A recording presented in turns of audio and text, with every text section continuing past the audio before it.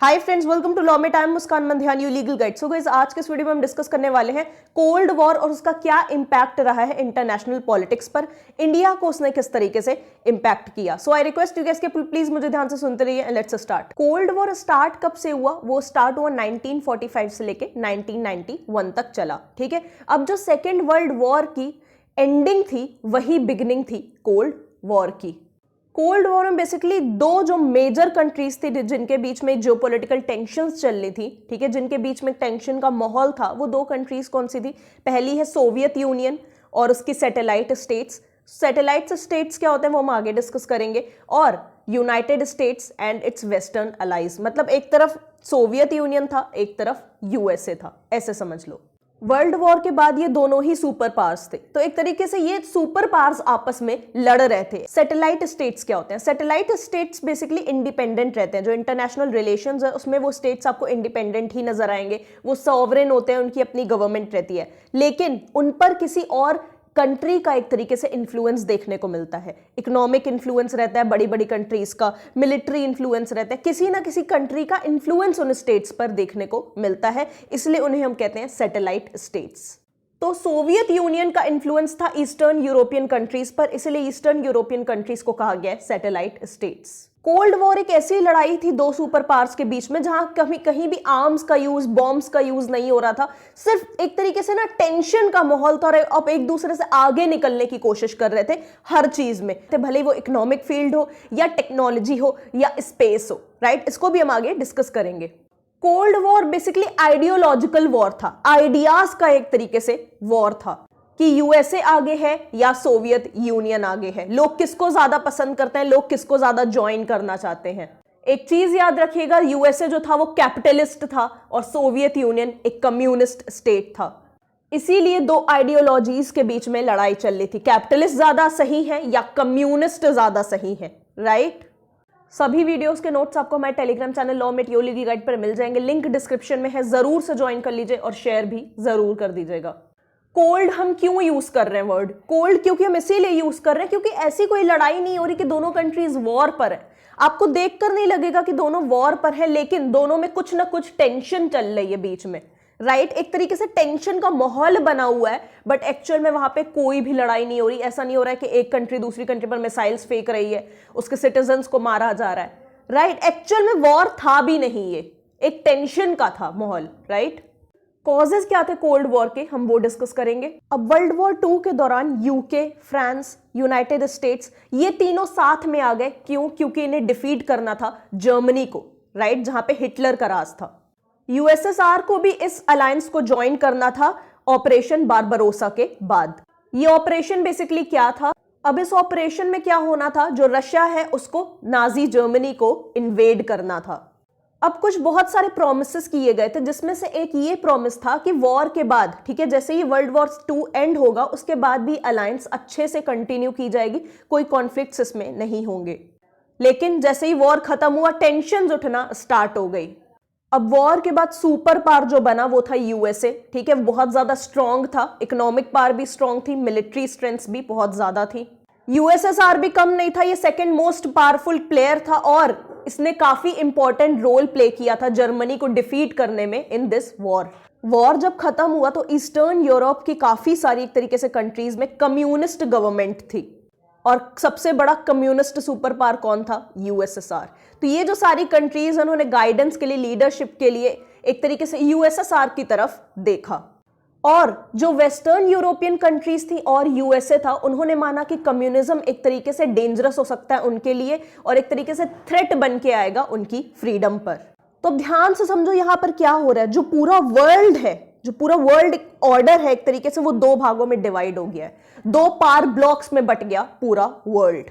जो communist power था उसका लीडर था यूएसएसआर, जो कैपिटलिस्ट पावर था उसका लीडर था यूएसए। यूएसएसआर को सपोर्ट कर रही थी ईस्टर्न यूरोपियन नेशंस या ईस्टर्न यूरोपियन कंट्रीज, यूएसए को सपोर्ट कर रही थी वेस्टर्न यूरोपियन कंट्रीज। आप भी मुझे सपोर्ट कर सकते हो इस चैनल को सब्सक्राइब करके और वीडियोस को शेयर करके। अब यूएसए की नजर कैसी हो गई दुनिया को देखने की? यूएसए हर चीज को वर्ल्ड में ऐसे देखने लगा कि या तो ये कम्युनिस्ट का सपोर्ट करती है चीजें या ये कम्युनिज्म के अगेंस्ट है। मतलब इफ और बट हट गया उसकी नजर से, उसको सिर्फ यस और नो दिखाई देने लगा। कुछ भी पूरी दुनिया में हो रहा है या तो वो कम्युनिस्ट को सपोर्ट कर रहा है या कम्युनिज्म के अगेंस्ट है। अगर अगेंस्ट है तो वो मेरे साथ जुड़ जाएगा, अगर उसको सपोर्ट कर रहा है तो उसको मैं खत्म कर दूंगा। इस तरीके से यूएसए देखने लगा हर चीज को।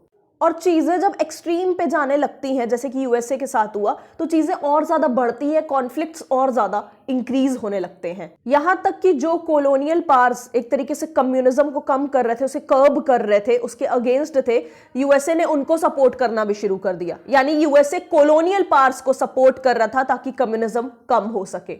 दोनों इतने पागल हो चुके थे उस वक्त कि लोग अपने हथियार बढ़ाए जा रहे थे, मिलिट्री स्ट्रेंथ बढ़ाए जा रहे थे, इकोनॉमिक पावर इंक्रीज किए जा रहे थे, ताकि कोई भी एक दूसरे से पीछे ना रह सके। यहां तक कि इन दोनों की लड़ाई अर्थ से बाहर निकलकर स्पेस तक पहुंच चुकी थी कि पहले स्पेस में आखिर कौन जाएगा, यूएसएसआर या यूएसए। अब हम डिस्कस करेंगे इंपैक्ट क्या था कोल्ड वॉर का ऑन वर्ल्ड पॉलिटिक्स या international relations. Proxy war and insurgencies. अब पहले क्या होता था, जो बहुत सारी ईस्टर्न यूरोपियन कंट्रीज थी, वो एक तरीके से एशियन और अफ्रीकन कंट्रीज को एक तरीके से अंडर डेवलप्ड कंट्रीज मानती थी, थर्ड वर्ल्ड कंट्रीज मानती थी, जिसमें से एक इंडिया भी था। और ऐसा क्यों था? आखिर ऐसा मानना बेवजह तो नहीं रहा होगा। ऐसा इसलिए था क्योंकि इसमें से बहुत सारी कंट्रीज पर इंग्लैंड का राज था। इंग्लैंड की ये सारी कंट्रीज कॉलोनीज थी, जिस वजह से ये कंट्रीज डेवलप नहीं कर पाई और अंडर डेवलप्ड रह गई। इसलिए इनको एक तरीके से एशियन और अफ्रीकन कंट्रीज को अंडर डेवलप्ड कंट्रीज माना जाता था। और यही अंडर डेवलप्ड कंट्रीज के बीच में जब वॉर होता था, जब ये आपस में लड़ती थी, तो इसको कहा जाता था प्रॉक्सी वॉर्स। अब इन कंट्रीज के पास इतना फंड नहीं था कि ये अच्छे से वॉर लड़ सके एक दूसरे से, इसीलिए जो दो सुपर पावर्स थे ये थर्ड वर्ल्ड कंट्रीज को सपोर्ट करते थे ताकि ये लोग आपस में ही लड़कर रह जाए और कभी कुछ बड़ा ना बना पाए, कोई इनका कॉम्पिटिशन ना बढ़े। इसीलिए थर्ड वर्ल्ड कंट्रीज को फंड देते थे ताकि तुम लोग आपस में लड़ते रहो। इसका सबसे बेस्ट एग्जांपल है कोरियन वॉर, जहां पे साउथ कोरिया और नॉर्थ कोरिया के बीच में वॉर हो रहा था और सोवियत यूनियन और अमेरिका इसे सपोर्ट कर रहे थे। नेक्स्ट पॉइंट है एथनिसिटी एंड कॉन्फ्लिक्ट। किसी एथनिक ग्रुप का मतलब होता है जहां पर लोगों की लैंग्वेज सेम है, कल्चर सेम है, बेसिक रिलीजन सेम है, रूट्स उनकी सेम है, राइट? उसको कहते हैं एथनिक ग्रुप। तो यूएसएसआर जब एक तरीके से डिसॉल्व हुआ, जब वो खत्म हुआ, तब बहुत सारी इंडिपेंडेंट कंट्रीज बनी। ठीक है, उन इंडिपेंडेंट कंट्रीज में एक तरीके से कॉन्फ्लिक्ट्स और वायलेंस देखने को मिल रहा था अलग अलग एथनिक ग्रुप्स के बीच में। बेसिकली इन्हीं चीजों को लेकर लड़ाई के मेरा कल्चर ज्यादा अच्छा है, मेरा एक तरीके से जो एक्सपीरियंस है हमारे ग्रुप का वो ज्यादा अच्छा है, तुम्हारा ग्रुप ये वो है ना, इन्हीं चीजों को लेकर लड़ाइयां शुरू हो गई। अब एथनिक कॉन्फ्लिक्ट्स हमें देखने को मिले श्रीलंका में, साउथ सुडान, कैटेलोनिया एक्सेट्रा। फिर कोल्ड वॉर के बाद टेररिज्म भी बहुत बढ़ने लगा, अलग अलग टेररिस्ट ऑर्गेनाइजेशंस हमें देखने को मिली और यही जो एथनिक ग्रुप्स थे बेसिकली यही बहुत ज्यादा वायलेंट होके एक तरीके से टेररिस्ट एक्टिविटीज में इन्वॉल्व हो गए थे। हेजेमनिक एटीट्यूड ऑफ यूनाइटेड स्टेट्स। हेजेमनिक का मतलब एक तरीके से dominant attitude, right, of United states. तो अब कोल्ड वॉर के बाद देखो यूएसएसआर तो डिसइंटीग्रेट हो गया, तो अब कोल्ड वॉर के बाद जो एक सुपर पावर इमर्ज हुआ वो था यूएसए। जाहिर सी बात है यूएसए का बहुत ज्यादा डोमिनेंट रोल देखने को मिला वर्ल्ड पॉलिटिक्स में। यूएसए का रोल हमें देखने को मिला ग्लोबल सिक्योरिटी में, पीस कीपिंग में, राइट। अब इसका यूएसए बहुत गलत इस्तेमाल भी करने लगा। जब आपके पास इतनी ताकत आ जाएगी तो उसका गलत इस्तेमाल भी करने लगोगे। पूरे एक तरीके से वर्ल्ड में तुम एक सुपर पावर हो, बहुत गलत इस्तेमाल भी वो करने लगा।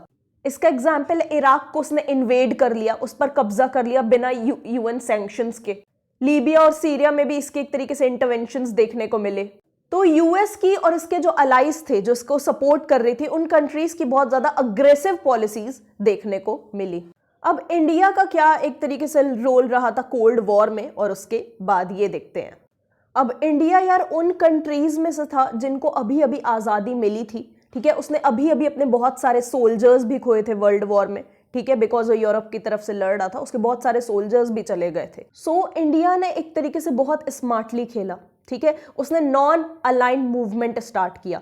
मतलब इसमें वो सारी कंट्रीज थी जो ना तो यूएसएसआर को एक तरीके से सपोर्ट करती थी, ना तो यूएस को सपोर्ट करती थी। इस पर भी वीडियो मेरा रीजनल ऑर्गेनाइजेशंस और इंटरनेशनल ऑर्गेनाइजेशंस पर वीडियोस बनाए हैं, लिंक डिस्क्रिप्शन में देख सकते हो।